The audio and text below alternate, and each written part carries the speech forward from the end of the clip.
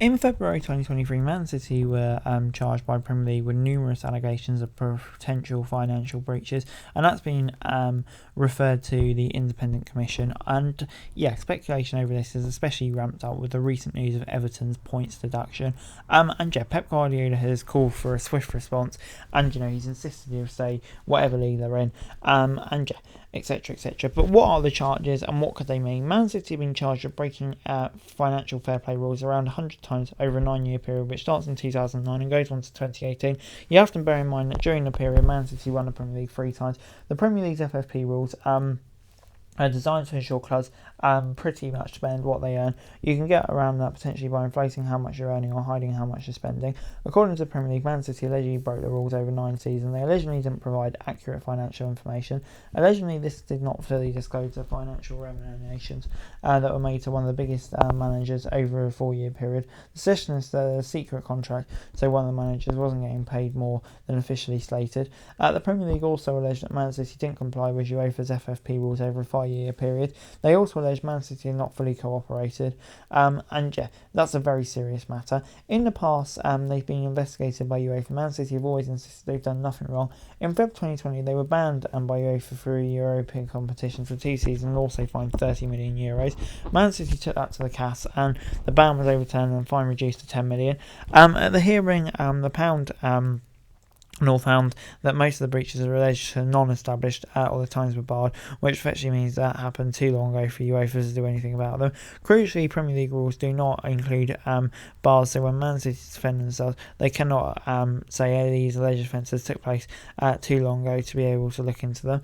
And yeah, the main difference between the Premier League and UEFA is UEFA have a structure of eliminations which limits the availability of evidence to 5 years. The Premier League does not have that. The UEFA have rules in regards to where the evidence comes from and where it can't come from. If you look at the Premier League handbook, it states the source, data and evidence is irrelevant as far as they're concerned, although this might form part of Man City's defence that some of their evidence going to be provided that the Premier League has come from inappropriate sources and therefore has a lack of credibility. I suspect some of the evidence that is going to be put forward by the Premier League to the Independent Commission has come from the likes of football leagues, because yeah, it seems quite comprehensive evidence. It's part of the overall strategy of the Premier League, gathering together evidence, especially when they felt they couldn't necessarily be obtained from the club itself. According to Premier League rules, it can be a points deduction or even threatening expulsion of the league, and that would be an extreme punishment. But if a points deduction, it would be a deduction that would be in the current season, so they were found guilty in future season, that's when it would be applied. And many Premier League clubs want City to be relegated if they're found guilty of breaking rules over 9 seasons. There's a feeling that taking away City's titles would be meaningless and cause confusion, but fine is also not likely to have much of an effect either. The clubs have been pressing for the hardest sanction, and the other so-called members of the Big Six. There will not be much empathy for Man City, who have dominated the Premier League, if found guilty. Premier League clubs do not want to get involved in this process, which is in the hands of the Independent Commission. And yeah, I don't think it's going to be anything that happens very quickly, so you could discount anything happening maybe in the next years. The investigation has already been going on for 4 years. There's something that's going to go on for a long time yet. And yeah, if the Premier League rules it says proceedings will be confidential and heard in private, so we won't know anything about it. Then, according to Premier League rules, the Commission's final award will be published on the Premier League website, so we have no indication of how long this will take.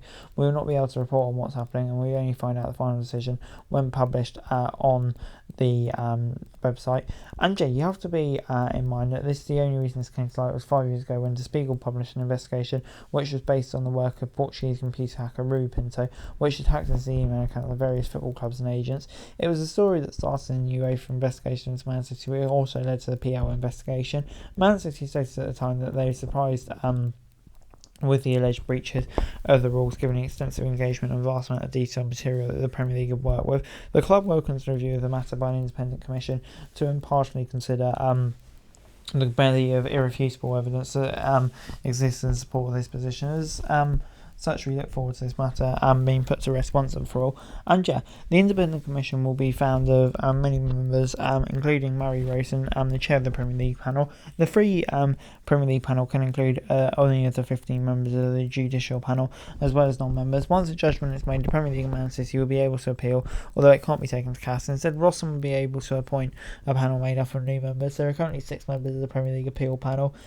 Stephen Taylor Heath, JMW head of sports law. So the commission will have a legal representative on the panel, and you'd expect the representatives to be pretty heavyweight from King's Counsel. Man City had an obligation to comply with the Premier League investigation. Now they have an obligation to comply with the procedure. If they don't comply, a review will be taken.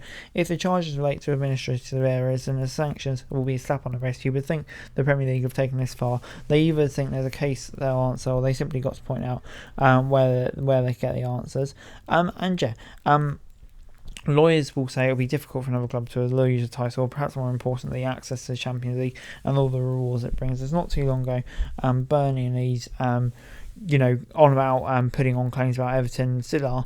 Everyone's going to be watching with an amount of interest, and that will make for a very interesting judgment as and when it happens.